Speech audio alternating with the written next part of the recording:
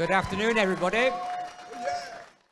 Thank you very much. I think we saved the best till last for these last couple of days. Thank you for coming along. My name is Josh Williams, and we're going to be talking about an incredibly important topic, which is education in esports. I think for anybody who's been following this space, there's been a huge increase in the number of courses, especially in the US.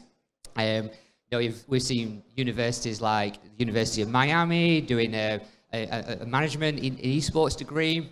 We've seen Confetti Institute of Technology doing their esports production degree, which we'll talk a little bit more about later.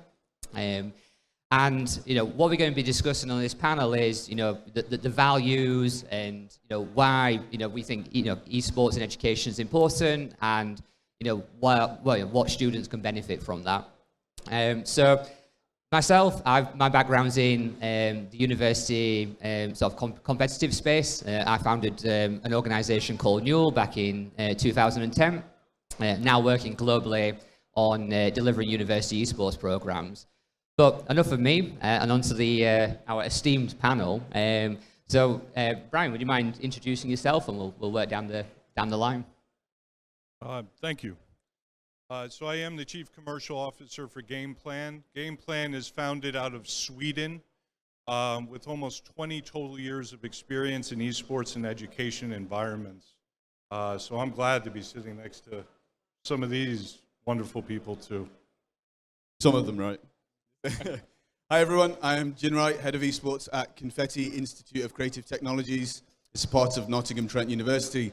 I'm responsible for the BSc in Esports Production, supporting the strategic developments in esports and esports production for Confetti and the wider businesses. Lovely to see you all.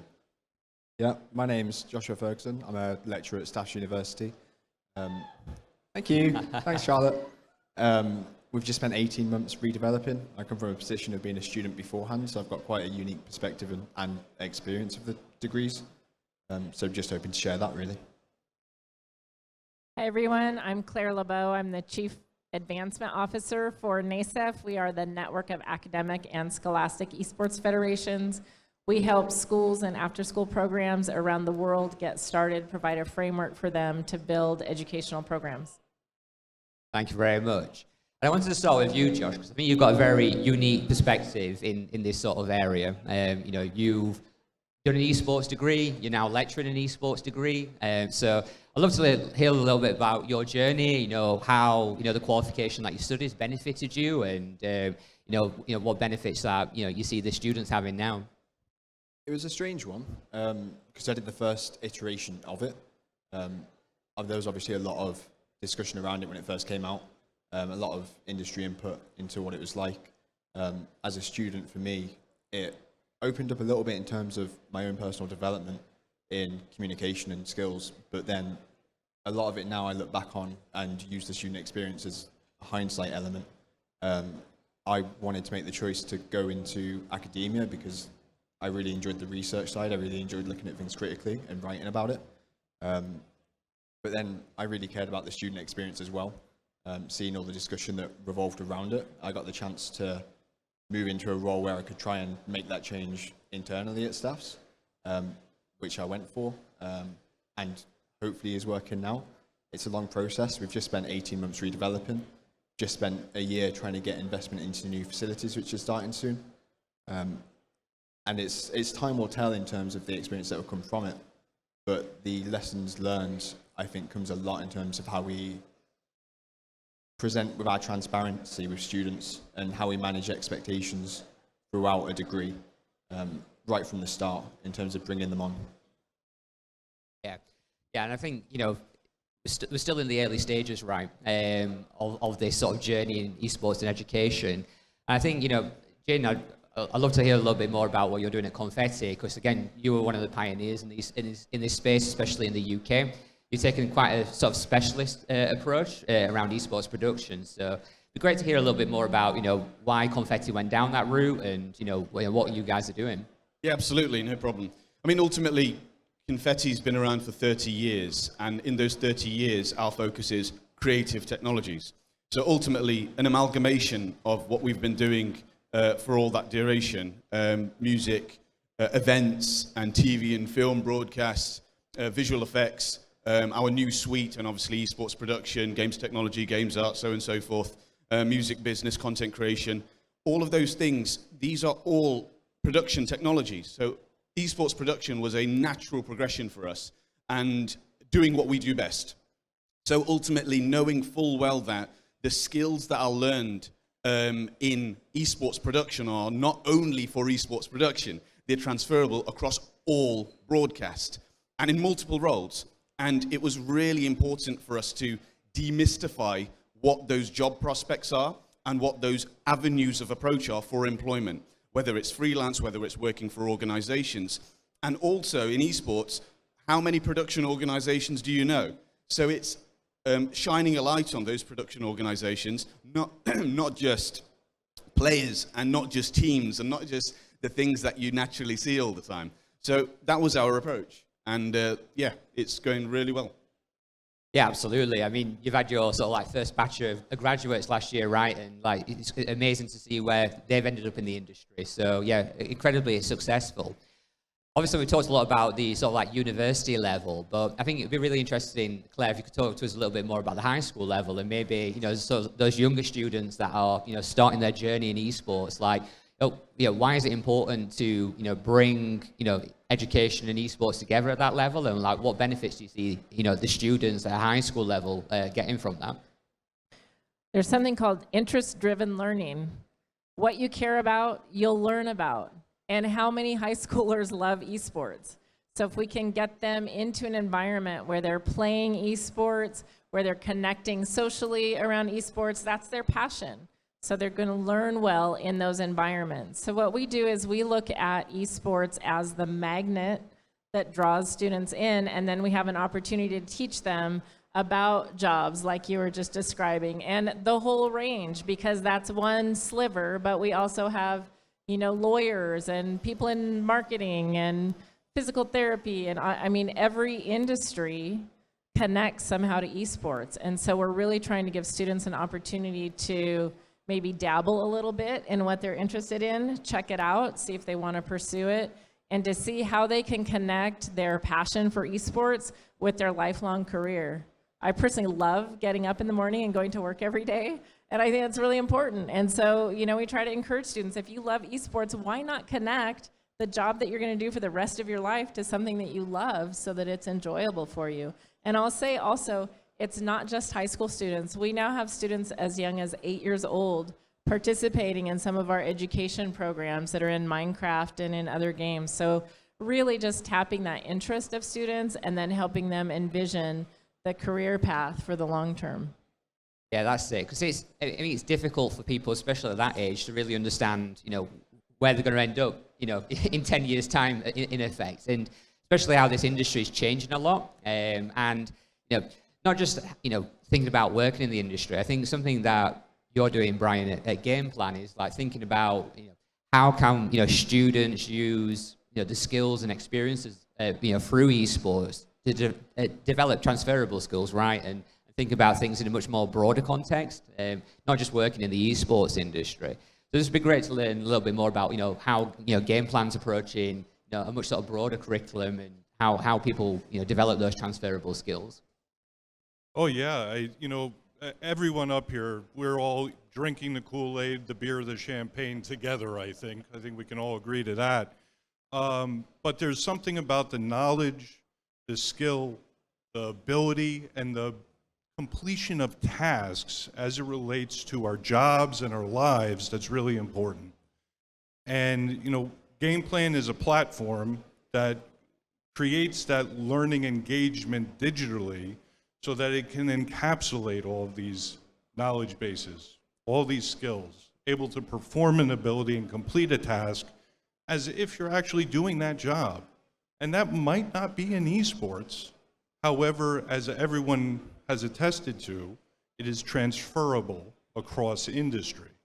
And that's what the most amazing part is about doing this work every day, is that you can see a player, a gamer, a broadcaster, a streamer, and everybody in between and around, and realize that they can get a job anywhere. Absolutely, yeah. And as we talked about as well, things are adapting all the time, right? And new opportunities are coming up, and I think we're also learning about how to educate people as well in this space. And I imagine a lot's changed over the last few years as we've all started, on this journey, and sort of like initially starting out with esports education, qualifications, and programs. So I'd be interested to, whoever wants to take this question, like, what have been the big learnings over the last few years as we got started, and how have things adapted and changed in terms of, esports education? Sorry. I would say one of the things that we've experienced at NASEF is we've done a lot of research working with different universities and looking at what are the impacts on students. And so when we started, we had theories for what esports would be great for. And now we have 4 years of IRB approved research, which is the highest standard, saying this actually is happening. And one of the biggest impacts that we have seen is the increase for students in social emotional skills, in building connections with others at school. And there's sort of a stereotype of a gamer as someone who's isolated. Well, we all know that you connect in gaming with others, but when you put a club on a high school campus about esports, in general, and this is based on our research, 60% of the kids who join that club have not been in any other club in school ever, and most of those students are high school seniors. And so all of a sudden, just imagine being a high schooler, and all of a sudden now you can connect with your peers at a different level at school than you ever have before.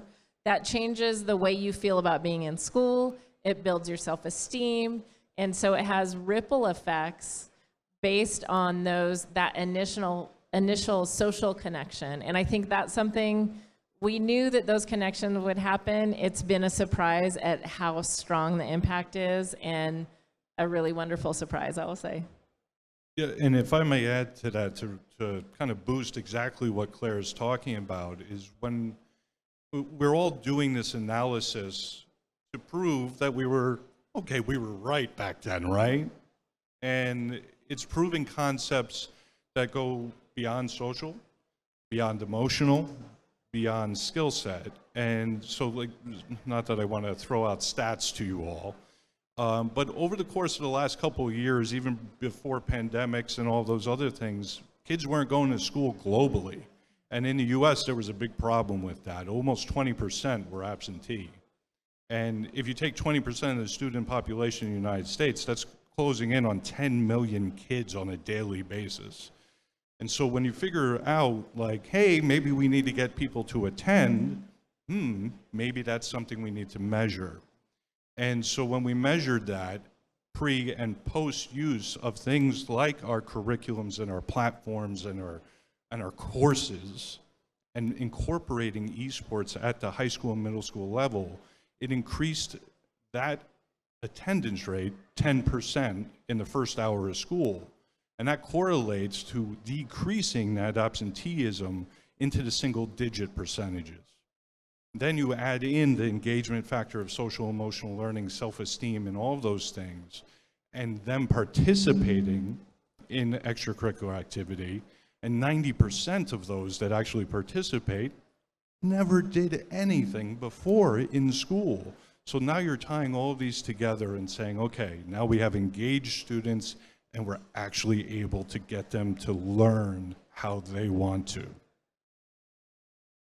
I was going to jump in and say, in terms of, we're talking about attending and retention with the students. From the other side of it, it's the destinations of the students and the stigma of the way in which someone labeled student has access to get into employment. Oh, that's a graduate. So they can't be that good because they've only just finished education. I think that's a huge problem. And education needs to address that. The value of education needs to increase, just as it has in money, right? So as a student finishes 3 years of a degree and they're in 30 grand of debt, what does that mean for them? Should they then be able to enter the industry immediately and have an opportunity to progress? That was the yes from the speakers. So ultimately, the point being is the destinations of the students and graduate destinations need to be forward thought and planned in. And that's one thing that we've been working really hard on. So working with our partners across our different technology providers, so Ross Video being one of them, Disguise, Brompton, Riedel, so on and so forth, and then our partners at the Newell and GGtech. Joss, I'm even wearing the Newell socks for you just today. All right. But the key thing being is leveraging the relationships with people working in the industry so that the students are authentically connected into those organizations and are improving their career prospects, not in a sandwich on a placement year, but throughout all 3 years of their study. That's really doing it for real, which is our motto, right? All day, every day. Cool. Anything to add, Josh? Yeah, I mean, I think that shows a lot of what you've said there, that the onus is really on us as well as academic staff. Historically, at staffs as well, we've had a massive growth now because we've been going for 5 years. We were the first degree in the UK, got a lot of rightful feedback and engaged with industry to address things. Nowadays, we've got a lot of students that are in level 5, so second year, fully ingrained with industry events. We have a lot of involvement with Epiclan, and they've been really good to us. But when I started 2 years ago, those conversations weren't really there. So it's starting that, and it's making sure it's fully ingrained. It's making sure they're getting something out of the modules themselves, and they're not expected to do it outside of it. And it's not just off their own back, it's that we're there to support it. One of the biggest things that we brought in with our new curriculum is having that industry engagement, having live briefs. It ties into the attendance, because having that engagement in modules really improves the self-efficacy of the students to want to do the work, to want to get involved, to want to make something of it and create a portfolio. Absolutely, yeah. I think one of the hot topics around esports degrees and qualifications is a lot of people sort of ask what's the point? Is this is this a worthwhile thing for students to engage in? Like do you really need a degree to work in esports? I think often some of the criticism that gets labelled with some of the qualifications. Like from your experiences and the insights that you have, like what would you say to the industry and to the wider community maybe about what is the value of an esports degree, qualification, engaging in programs, whatever level it is in education? Well, I'd like to answer this question by addressing a couple of my students who are in the crowd right now. Third year esports production students, can you just put your hands up real quick? Okay, fantastic. Of you students, how many of you have had professional paid work in the esports industry? So all 4 of you, 5 of you. I'm seeing a couple more hands. That was mine. And some random fingers at the back as well. Ultimately, the proof is in the pudding, and that the idea is they need to be ingrained into that working in the industry through the degree provision, but also through learning how to be professional, learning how to be employable, learning how to communicate well. All of those key things sit outside of esports. That's just as being a professional. And then when you tie those things together with engaging with organizations, with working with some of the biggest esports organizations in the world, working with Faceit, working with ESL, being in a place like this, working with ESI and Ross Video, working with the Newell and GGtech, and working internationally, working in Abu Dhabi, working in Brazil, working in US, working in Copenhagen, so on and so forth. These are all experiences that our students have had and are working in. It's really important to have the fine balance of what is academic, what's practical, and with the end goal of them working in the industry. Absolutely. Claire? A while ago, if you wanted to become a vice president of a company, you had to have a portfolio that showed everything that you had done. Now, if you want to get into a college, you need a portfolio of your work. And that increases as you go along and are applying for jobs. And I think something that's really valuable that we offer to our students in NASEF, we have challenges called Beyond the Game Challenges, where they're developing materials that will be a portfolio for college applications, for job applications. And that's exactly what your students are doing. They're building those skills and they're demonstrating talent. It's hard right now to know who to hire in the esports industry because it's both so small and growing so massively at the same time. And so this is one way to distinguish yourself if you're one of these students, to say, you know, I have the experience, I'm going to be able to make a meaningful contribution the day I start. Yeah, and kudos to your students out there. Like, well done, right? And here's the reality is that there are plenty of technical chops out there. You can be taught technical anything for the most part. But some of the things that aren't taught easily are emerging skill sets that employers are saying that they want. And what's funny is they're the oldest skills in the book. Their critical thinking, their social communication, their ability to think introspectively and then convey that message out. And these are things that are missing. And if you notice that all the layoff media talk about some of the bigger companies laying off things, and it's not just in esports, it's across industries. Part of it is the inability to show compassion and leverage and see forecasting through the trees or forests through the trees. And in that case, you're putting together technical chops, the ability to show that you can demonstrate learning and skill, and those emerging skill sets, because esports, the users and players become the employees and employers. Clearly, anything to add, Josh? Yeah, I think it's massively important just for the development of the professional as well. Like you said, you guys do an incredible job of getting them into those experiences during their course. It's something we had really good conversations with industry members when we were redeveloping. And we've got, from that, during the redevelopment process, we created a whole module around professional development and creating that employability portfolio, finding those opportunities and identifying how you want to develop over the rest of your university degree, just so that you know that path. And we had that ethos at our second year, where it's about finding your position, it's about finding your path, and at level 6 of being critical of the industry, of the direction, making sure you're able to present those to potential employers, and really putting yourself in that position where you can show yourself as a benefit. Absolutely, yeah. So I know we're sort of coming up on time a little bit here. I don't know if we've got time for questions from the audience, or we need to wrap up. Looking at, have we got time for questions? Yeah, cool. Any questions from the audience? Lots. Okay. Gents, I don't know. Do I need to be like David Dimble did, Annie? Yeah. Hello. Cool. Hi. What I'd like to ask is, what is the next big step in esports education for each of you, specifically Jin and Josh? What is the next step in developing your courses further?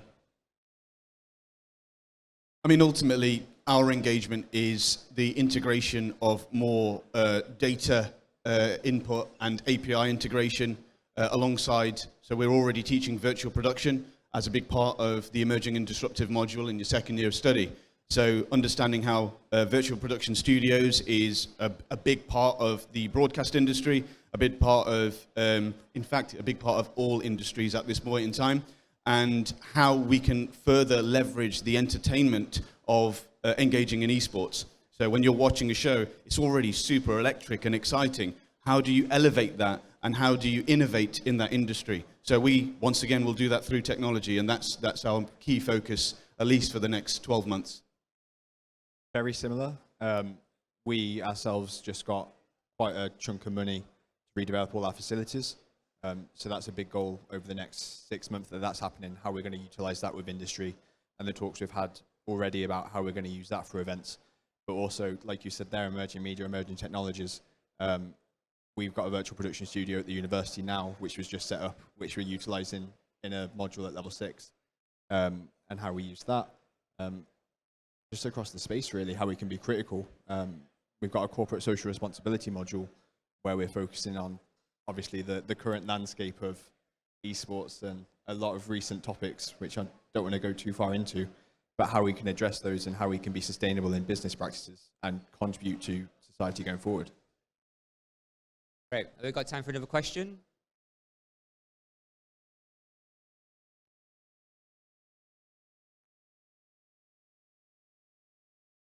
Well, we haven't got time. We haven't got the technology. Perfect. Thank you. So I'm going to ask a very academic-based question now, because I wanted to have your sort of viewpoints on it as fellow educators across the board. Thinking about how esports education works and the structures behind it, at both pedagogy and pedagogical levels, how do you think esports education is unique to other subject areas?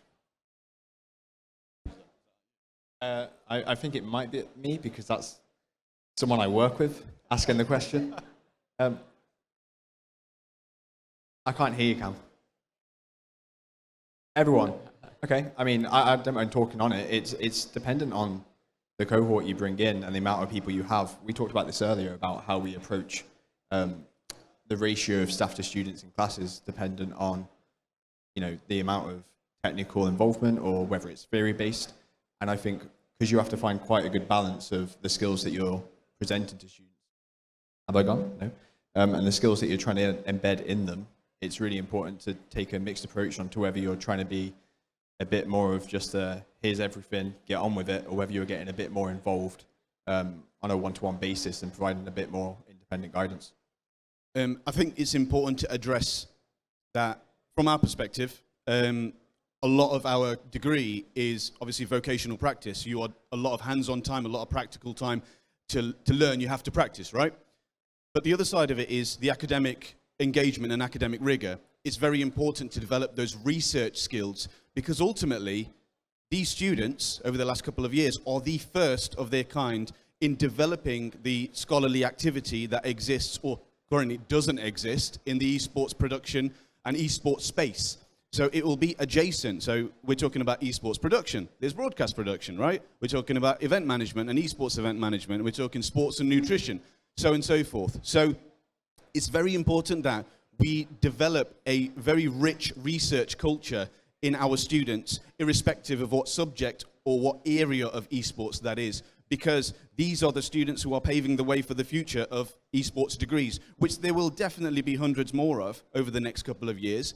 And it's important that the qualities are set from day one, so we continue to nurture that together.